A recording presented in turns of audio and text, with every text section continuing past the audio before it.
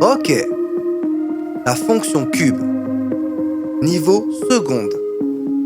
Aujourd'hui on va parler de la fonction cube. Définition R, aucune valeur interdite. En zéro, elle s'annule. Mais à quoi ressemble sa représentation graphique? C'est une fonction qui est toujours croissante.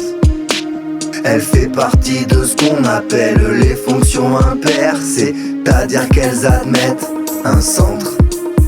Un centre de symétrie qui est le centre du repère, ouais. Et si on va plus loin, ça veut dire aussi que l'image de moins x est l'opposé de celle de x. Pour l'instant, si tu retiens son allure, t'es bien parti. On verra après le refrain pour être plus précis. Si tu veux savoir à quoi ressemble ta fonction cube, c'est une fonction croissante.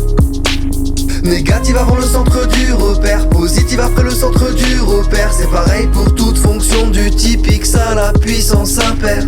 Dans ce couplet-ci on va parler variation.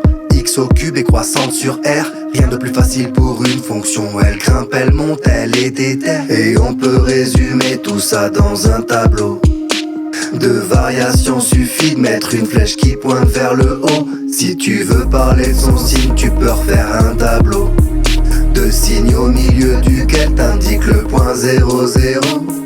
Avant l'origine, la fonction cube est négative, mais moins dans le tableau. Après l'origine, la fonction cube est positive, mais plus dans le tableau. Si tu veux savoir à quoi ressemble ta fonction cube, c'est une fonction croissante. Négative avant le centre du repère, positive après le centre du repère. C'est pareil pour